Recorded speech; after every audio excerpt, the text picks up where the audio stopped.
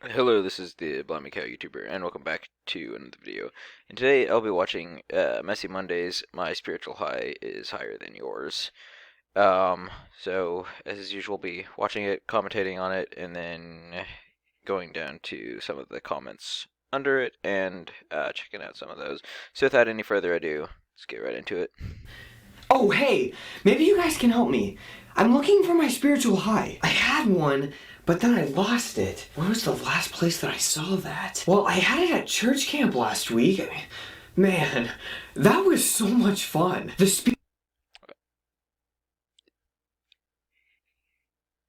Jokes aside, I feel that. Speaker was awesome. He really was down to earth and spoke to me at my level. He was just so real, you know? I left that camp and I was on a spiritual high for at least 3 days. But then I watched some R-rated movies, told some dirty jokes with my friend, and all of a sudden, my spiritual high was as dead as the talent at a Nickelback concert. So now I'm backsliding, and I don't know where to go or where to turn so that I can get that spiritual high back. I will not rest until I find that spiritual high once again. Which I'm guessing will probably just be next year at church camp. Although I did hear that Hillsong United was coming to my town sometime soon. Not quite as reliable, but it is cheaper. Look, we all know that the only way to feel close to God is to have a spiritual high. The problem is, they just don't last that long. I mean, you can't always be singing worship songs. You can't always be reading your Bible. And you definitely can't live in a third world country. Oh, wait a minute. I mean, if God really wanted us to get close to him, why did he make it so hard? If I could afford to live at a year-round summer camp, I would do it in a Christian heartbeat. But sometimes, no matter how hard I try, I just feel so far from God. Dear Dad. Right.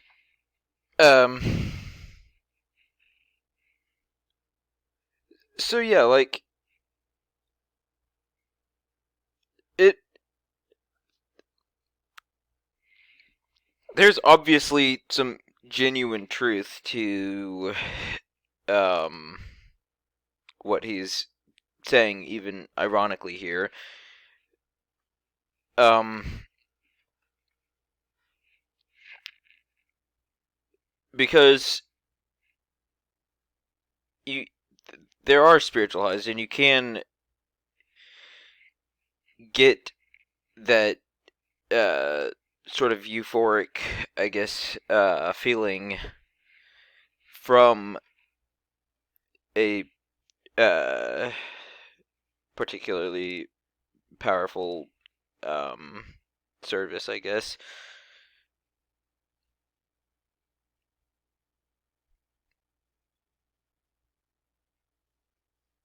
And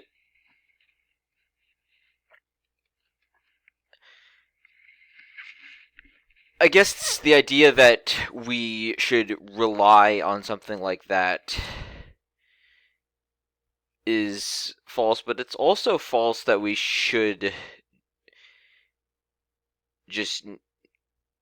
I feel like that is something that we should expect to experience. I think it's something that is right for us to experience, and that we should um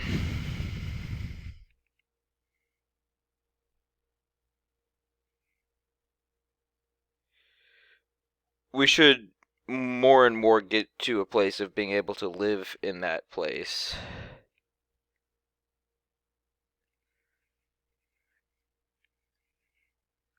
But not so much that we should rely on it to provide all of our uh, satisfaction and contentment. Daddy God, where are you today? I can't find you anywhere. I just want to be near you in your presence. Whenever you want to speak, I am here waiting. Your baby boy, Jordan.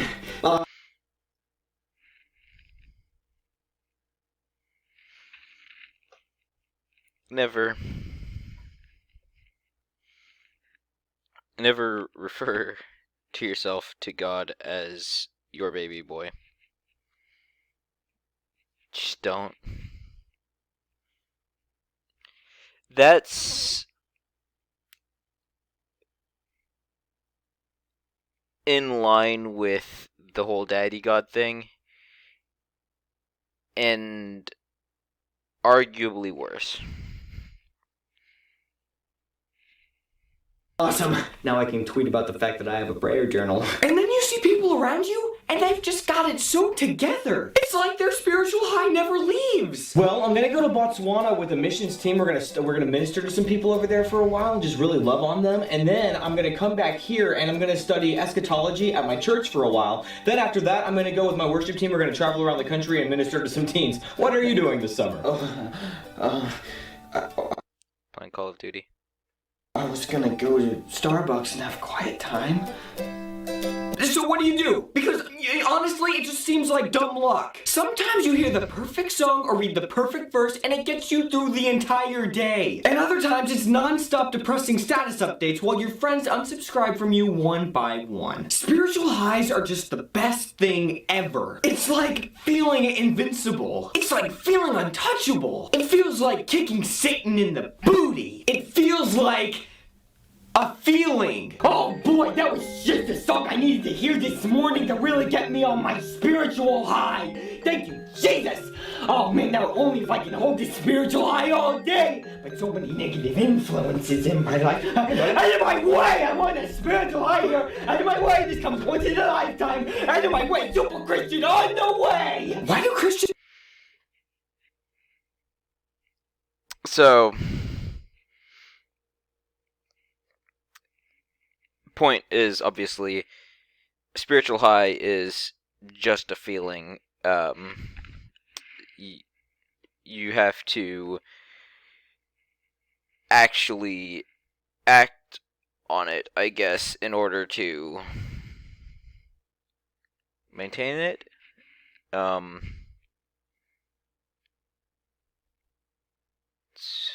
It's no coincidence that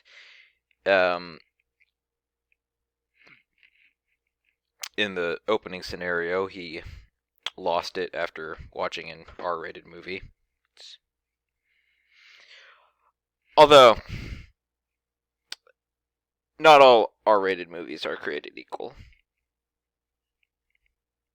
But I digress. Let's get into this back. Spend so much time worrying about how they're feeling. Who cares about your precious feelings? I mean, if your spiritual life is dictated by your feelings, wait for it, you're doing it wrong. What if Jesus lived his whole life on earth based on how he was feeling? Wait, hold on, let me get this straight. I'm gonna be nailed to a tree, basically waiting to suffocate to death until you forsake me and then...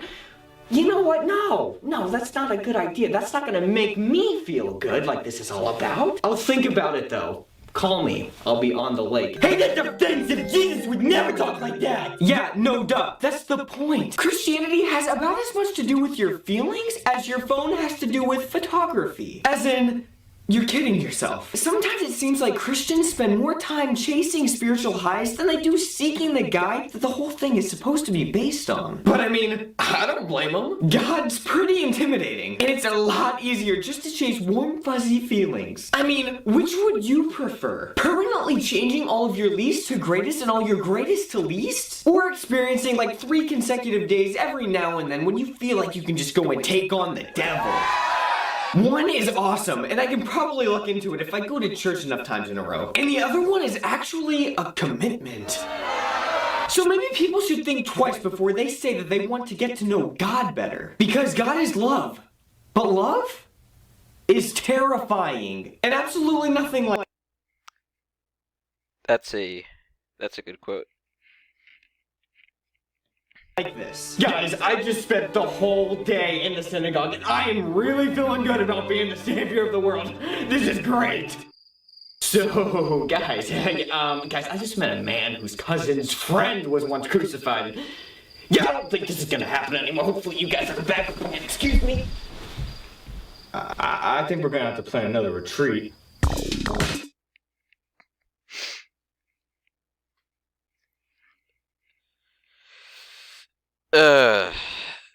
What to even say about that?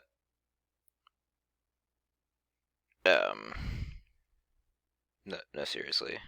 What do I even say about that? Okay. Nothing apparently.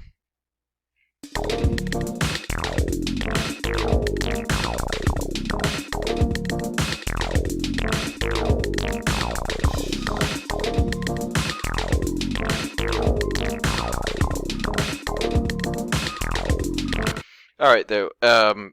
Let's just get into the comment section and see what other people have to say, because I'm drawing a blank. Okay, my college vet says, "Thank you for your wisdom, Jordan. Emotions are like clouds. They are both nice when present, they are both nice when present, but they are transient and unreliable. A man cannot anchor himself to an emotion, just like he cannot anchor himself to a cloud. A man must be committed to serving God on good days and bad days, just like a husband must be committed to serving his wife.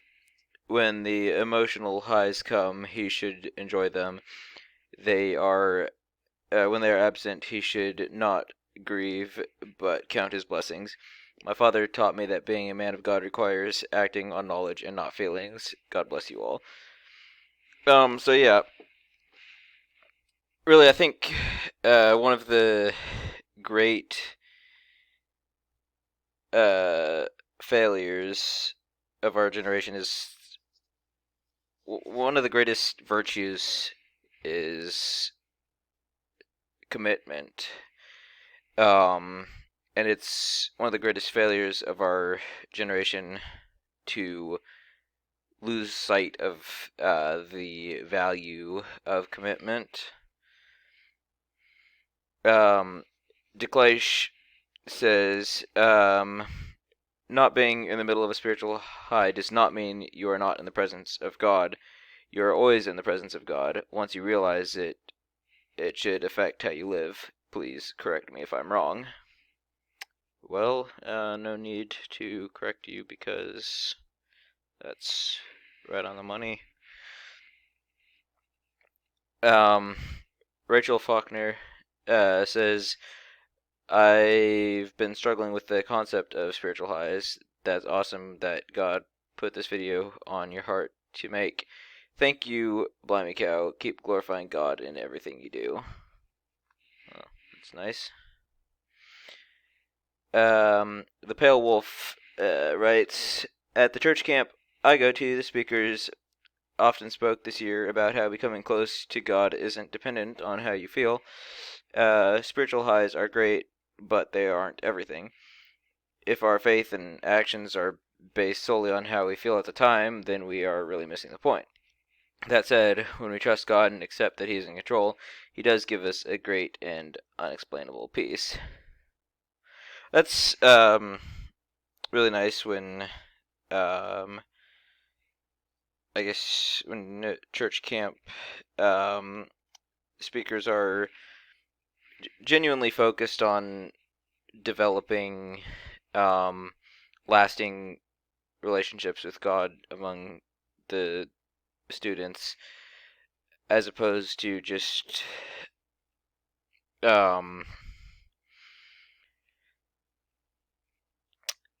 I guess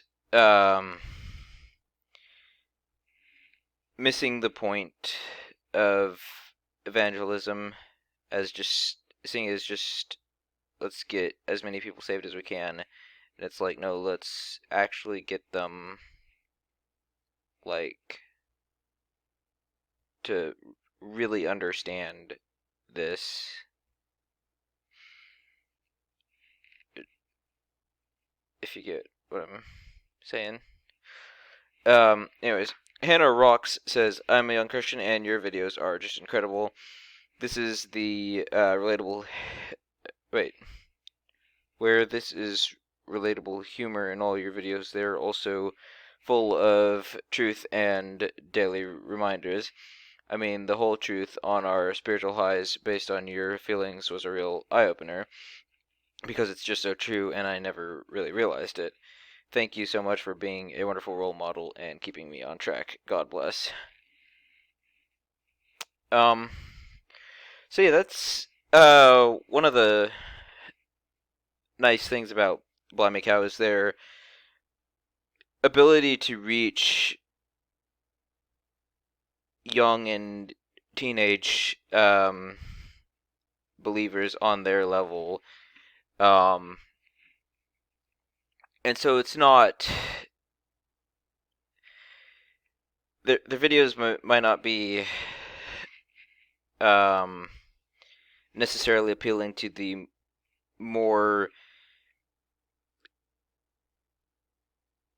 I don't want to bring spiritual maturity into it, but like the older generation of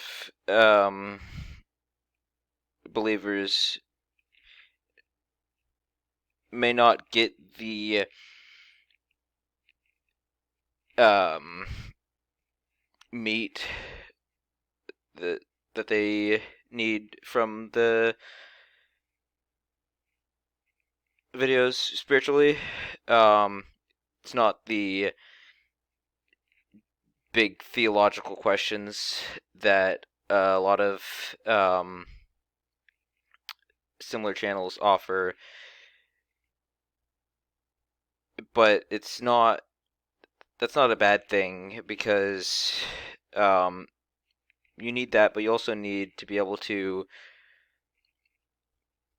reach other people where they're at, and that's one thing that Blimey Cow really excels at. By the way, I apologize if my um, microphone's been acting up during this video or the recent ones. I'm gonna see if there's anything I can do to get that fixed. But I was recently editing a video for my main channel and noticed that my microphone was having issues. Hopefully that's not an issue, and I'll check this video. But usually I don't even really rewatch my videos after I make them, so I hadn't noticed that, and I don't know if it was the case for the last few videos I've made here. But yeah, with all of that said, I want to thank you all very much for watching. Subscribe to Blimey Cow, as always, and I will thank you for watching, and I'll see you later. Bye.